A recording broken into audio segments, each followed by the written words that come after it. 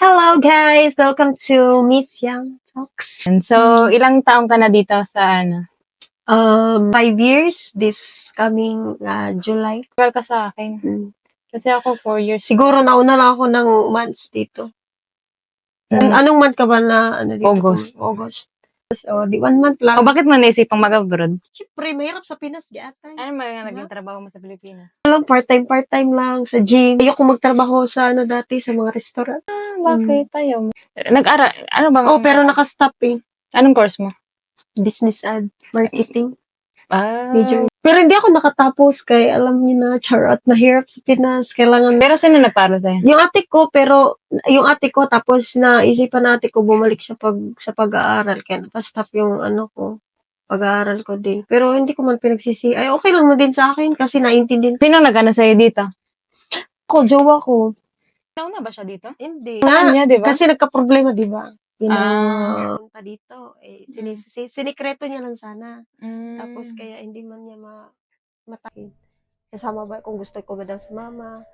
Pamauto, tapos akong ate, dali-dali din siya kung si Mana, nako na rin akong passport na ako. Dali-dali din ako. Urgent na, ano, kasi may dalawang yun, pagpilian eh. Yung isa, Sila mama, nalipit po si mama. Kung saan ako sa Pinas, wala man kayo makuan po dito. Wala kayo kaya mahihita, no? Hindi, ang minimum sa inyo, nung umalis ka. Wala lagi kay dili siya full time. Butuan ka, di ba? Same lang ata mga Part-time nasa sabihin, di yun siguro 8 hours.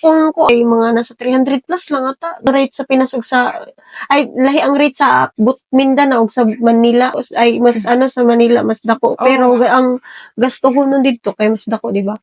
Mga bill Part-time, dili ka na mo trabaho, 8 hours? 3 hours lang, 5 hours. mga 3 hours, 4 hours, depende ra. Per hour ang bayad niyo? Oh, pero trabaho dito nga straight nga 8 hours, straight nga 5 years ka na, marami na nangungutang sa'yo. pero naaman ka nang paramdam Nagre-reply ka? Reply na ako, bandili na nako replyan ay tapos ang uban dili na nako reply. Kapoy ko magyap ipahiram no. Ang uban di na ako kaila, di na ako usod lang sa Facebook. Dumami ba ang mag-anak mo? Kaysa ako mga side sa papa or mama, dili man sila mga ingana. Kaintindi din sa'yo, no? Pero kana noong dili nimo ka unsa-unsa dili nimo igagaw, dili nimo Di naman iglubot. Mauna ay mga dili. Pero nagpahiram ka na sa family mo lang. Siguro sa akong pamilya lang, mas priority na akong pamilya kaysa sa lain tao. Pero ikaw, di ka nangutang. Di ko ganahan mangutang, maorga pa ako mindset man jud kay kung mangutang ko. Kung mangutang ko, maorga po, ako orga pong kuanan, bayaran, maorga ko mindset permente, mangutang mako na ko tong pero ginagmay, dili ka nang dinagko. Kana mabayaran ra dahil ako, maring nga na ba, di ko ganan utang ka. Siguro, kanang diri ang kwarta, 50, 100, may nga na ba, pero pag mga 500, dili na ko magkuanana, kay, isod sa. 500 real? 8,000 na yun sa Pilipinas. Nga dili man, di ko ganahan, sa ako yung kuan, dugay pa, sa una pa, maski sa pakalisod. Kay sa akong kuan dili ko ganahan pud manghiram. Sa case ni mo, tingon mo gud sila na kung maabroad ka mo daghan ang imong kamag-anak. Tinud ba nimo? Murag, pero dili man sa akong mga kuan man noon, di wala man. Mentality nila is different from the other people. Dili pare-pareha, depende ra na sa kuan. Pero sa case, di mo ang korta, di ba dali ra kay nahatag sa imo pag pigsukot kami pay maulaw manukot sa inyo. Pag siningil, wag po magalit. Pag siningil lang isang beses, tama na po yun. Pag pangalawa, pangatlo, parang di na po yata tama. Di po ko ganahan manukot kay murag mo nagsautang, kay murag magduha-duha pa ka og kuan si tawag ana mo. Sukton ba na kung sabi akong maguna-una pa kung sa mo mag-chat, mauna. Hindi ka di man di gyapon kabayaran. Na interest ha. Tapos pila siguro nang uban dugay kay mamayad, may uban kay mabtan og mga tuig na way bayad. Dili pud lalim mag-abroad, guys. Na tuo lang mo no na malipayon ka diri. Pero dagan pag may mga problema no abi pa. Kasi nakikita kasi nila ilalo na ikaw. Pareha na. Naka-public pa lahat ng social media. Pareha na kita maglaag-laag ra ta tuo sila dagan kita kwarta kay naglaag-laag. Pero sakay man mig kuan train, metro mga ana train kay perting batuha dere. Mao na perting batuha. Di man ni mag-taxi, unsa ba diha kay mahal ang taxi. Kung siguro mag-taxi kung kapoy na jud kaayo or agency may nga di ba? So ngayon, hating dekada ka na dito. Pero wala ipon. Pero yun lang yung naging trabaho mo, trainer ka lang sa Pilipinas. Nakatry ko sa Dunkin. Tapos namatoy ko ka ng murag na sila promotion ba? Na sila promotion tapos mauning lugar na mo sa Butuan. Tas neto mi sa Surigao, Manggoro to. 3 days mi didto kay magbutang mig mga stall mga tent ba dito mi magbaligya. Bagong open? Dili siya open kanang nag-promotion gani dito mi sa nay mga area nga kanang nagitao magbutang rag tent. Dili nang shop jud. Kanang maghipos ra og kuan. Dito mi na maligya ana. Tas pag humana mo dito pag humana mo nanguli na mi sa amo wala na yung graduate pagkaugma. Dili pa na ko feel jud sa una magtrabaho like Pila na din mo dito? 19 or 20 guro may ana. Ang uban sa ano, mabilib ko sa uban ba kay kaya nila mag like mag part-time sila nag-eskwela tapos nagtrabaho sa mga Jollibee, Chowking, etc. Oh, nabilib ko na sa ila pero sa akong kaugalingon ato kay murag mindset na kay murag dili pa na ako kaya kay ako maging ginhuna-huna kinsa pay mag-provide sa ako bi kung magtrabaho pud ko kay syempre manarbaho pa ka na kay may mga requirements pamasahe pa nimo mga pagkaon-kaon pa rin mo ko ginhuna pud sa una kinsa may mukuan nga lisod pud ba sa una pagsalig ko sa akong ate nag-eskwela pud siya balik lisod Papa, pud mama mo. dili ko magkuan pud sa ila kay si mama naragbalay wa may Kapila de kang anak. kaduha 5 mi, 4 ka babae, sa kalalaki. Sinabangay, magyapon mi. Kaya akong ate, kitabang siya tigkuan sa tuition sa akong manghud. Tapos ako sa balay, ako pitigkuan sa mga, sa gustuhon sa balay. Ano, tanabangay, ragyot. Kaya kung isa makatiwas, bosa na iragyapon, ra. Nara man na sa tao. Kung ako lang, wala ko'y asawa. Or wala ko'y iwa pa ko'y anak. Kung kung selfish ko nga pagkatao, di ko maguna sila, di ko magpadala sa ila. Ni piso, ana. Pero monthly nagpapadala ka? Oo. Magkano pinapadala mo? 15, mga ingana. Depende. Kung naikuan, may mga kailangan dyan, mga ingana ba. Pero tuition ng mga kapatid mo ikaw? Dili, ako ate.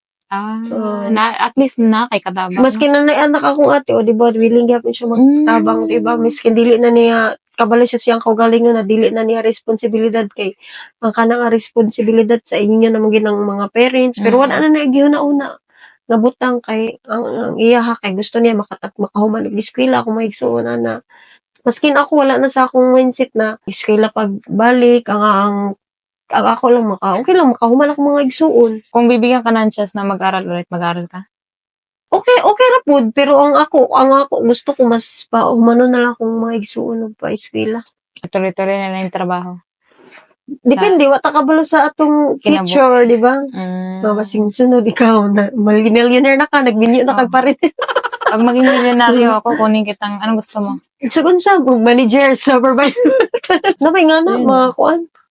Dili lang man kita mga, ibang lahi po, mga nga na, kung makatreat sila sa ubang mga tao, like, ibang lahi ba? Kailain nilang trato pero pag mga kuan gani mga lokal mga Arabo pero meron din na pag kapwa nila Pilipino hindi nila inaan no kasi feeling kasi nila walang pera tapos tingin-tingin lang kasi yung sabi ng dati yung kasama ko dati sa trabaho sabi niya pumasok daw siya sa isang tapos hindi man lang daw siya kasi gusto niyang bumili kakasahod lang niya perfume yata yun hindi siya inassist tapos nung pumasok yung